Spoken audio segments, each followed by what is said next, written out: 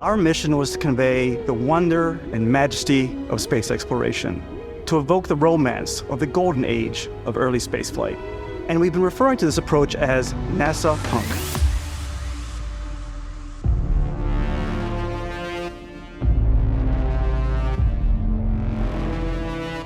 That's what Starfield art director Istvan Paley said during the Starfield Direct earlier this summer. It was the first time we got an in-depth look at Bethesda's space RPG, and showed off a lot of the designs for the spacecraft, to which Paley added, "This means a design language where the tech is advanced, yet still looks grounded and relatable." As such, we drafted in the expertise of Robert Chambers, a real-life spaceship expert, to analyze what Starfield gets right about space travel, its NASA punk aesthetic, ship design, and a whole lot more.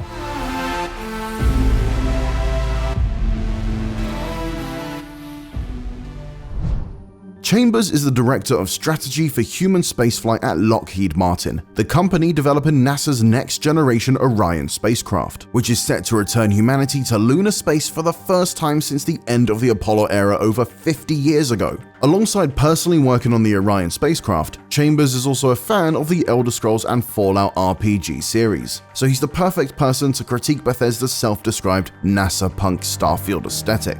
We showed Chambers scenes from spaceship interiors featured in the June Starfield Direct gameplay deep dive to see if Bethesda's NASA punk style and its nods to realistic spaceship design is grounded in reality.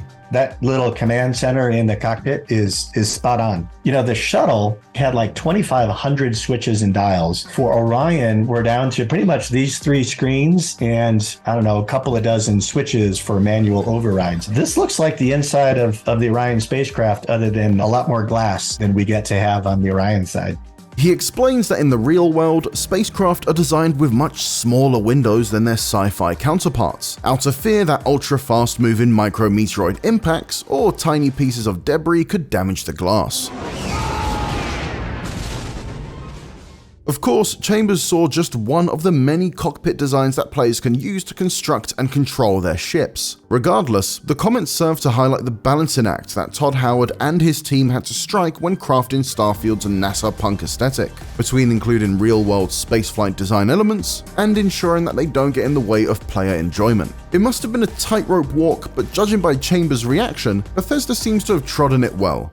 For example, most ships in Starfield boast artificial gravity, which allows passengers to walk on the floor as if they're on the surface of a planet. However, Chambers also spotted the hallmarks of realistic spaceship design in the sci-fi technology-infused scenes. They really put some thought into this thing operating in a non-artificial gravity environment as well, right? Handholds at the top, a lot of handholds everywhere. And then the thing I really love is like the bolts are appearing. Chambers elaborates that he could imagine the crew pulling out the bolts fastened to the ship's interior in order to reveal hidden compartments. Small environmental touches like this draw Starfield's environment closer to the design ethos of real-world spacecraft, wherein every ounce of space must be used, modified to suit crew needs, and, if necessary, repaired as quickly as possible. You never know what's going to break and what you're going to need to fix. I think they got it spot on from those types of things.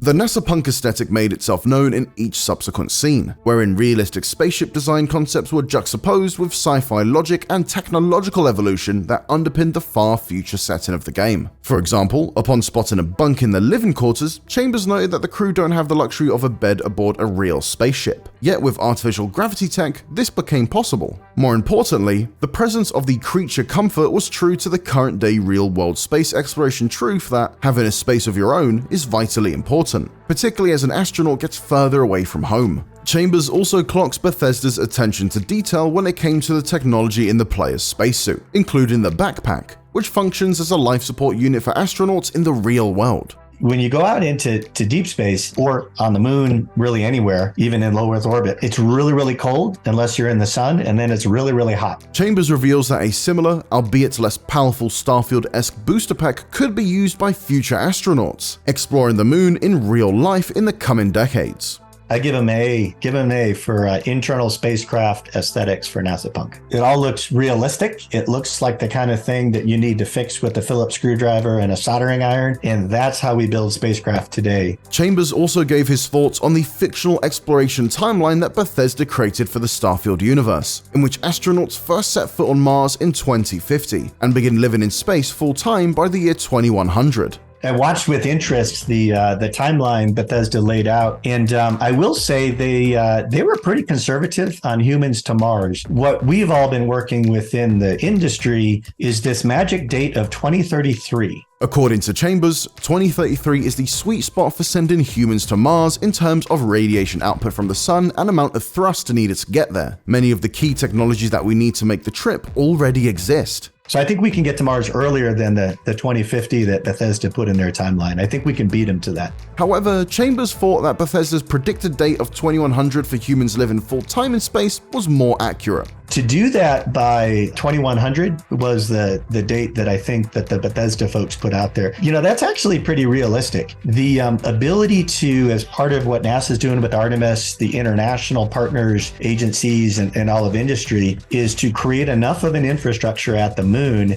that it is essentially self-sustaining. Of course, Starfield's timeline extends hundreds of years beyond humanity's fledgling steps into space, to a time where we have established far-flung colonies among the stars. Our story begins in the year 2330, in a time when space travel has become democratized to the point where companies, pirates, and in some cases even pirate individuals are able to own starships of their own. It's a fantastic notion, especially when you consider the fact that modern-day spacecraft like Orion cost many billions of dollars to design and build. However, according to Chambers, this common sci-fi trope could well come to pass. Just don't expect the ships to be as pretty as the ones you'll pilot in Starfield. So spacecraft like Orion, hugely expensive and take a lot of time because it's measure thrice, cut once. All of the engineering review boards, all of the what ifs, all of the ways of densifying capabilities into a spacecraft mean that it's a national asset because there's so much put into it. However, Chambers could also foresee a scenario where humanity is able to start harnessing the materials abundant in space, which would allow us to build spacecraft off-planet. A lot of infrastructure building will be needed to get to that point, but it's possible that personal spacecraft could actually be a reality in a few centuries' time.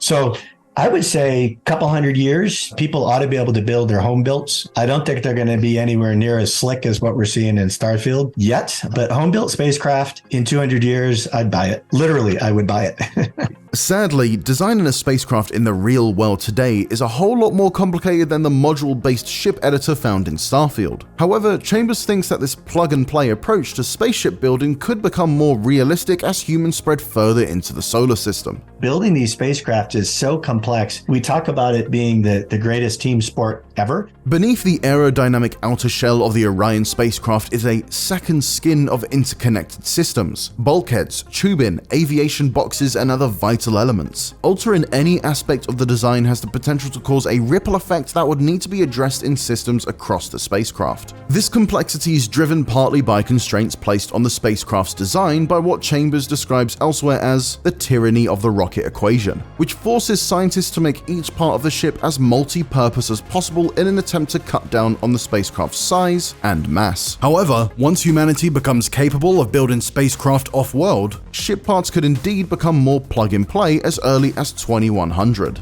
I think Bethesda got it right with that concept of modular spacecraft simply because we're moving into this realm where we really understand the technology and the engineering behind it. And if we can decouple ourselves from the Earth's gravity well, which is the great challenge, is to get all that mass up there. Once we can start optimizing for clean interfaces and modularity, the sky becomes the limit, no pun intended. Chambers also explained that vast capital ships like the Star Destroyer from Star Wars or Starfield's UC Vigilance battleship could become a reality in the far future. So is it feasible to build those? The short answer is yes, because there is so much material out there. You grab 2 asteroids, you got all the raw material you need to build the class of a Star Destroyer or some, Deep Space Nine station, right?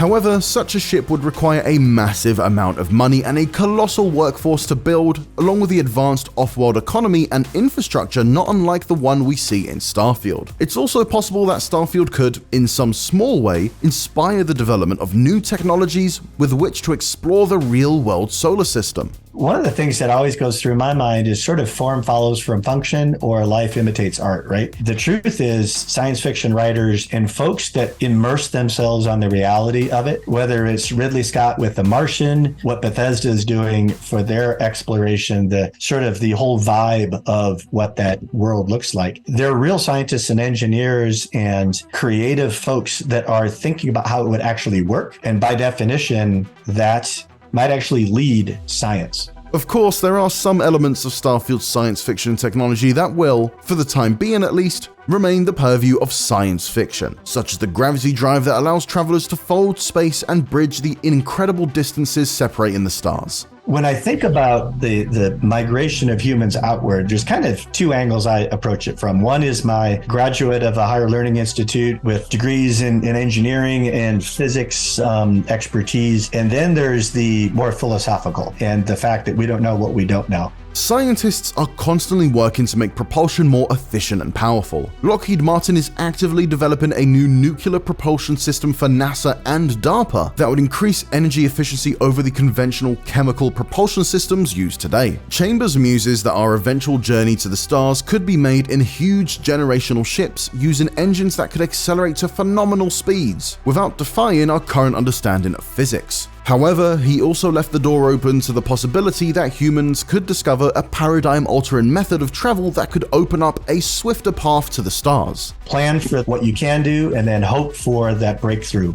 Keep funding the fundamental research because those are things you don't know until you suddenly stumble across it, what you could really accomplish. Regardless of whether such a sci-fi exodus to the stars will ever actually happen, Chambers believes that titles like Starfield play a helpful role in engaging the public with space exploration, especially at a time when NASA and its partners are actively looking to push humanity deeper into the solar system. I'm a huge fan of attracting a whole new set of folks to what NASA and the international partners and industry from across the world are doing, because not everybody knows. Sometimes when I chat with people about what we do and what I'm planning that we're going to be able to go do in a few years, they're like, I thought that was science fiction. It's like, no, we're going back to the moon. So I love the fact that the NASA punk concept is showing it looks like what you have today and is extrapolated forward. And it allows people to not just believe in the future, but realize like we're on a direct path for it. For more Starfield, make sure to check out our review and stick with IGN for even more upcoming Space Week videos.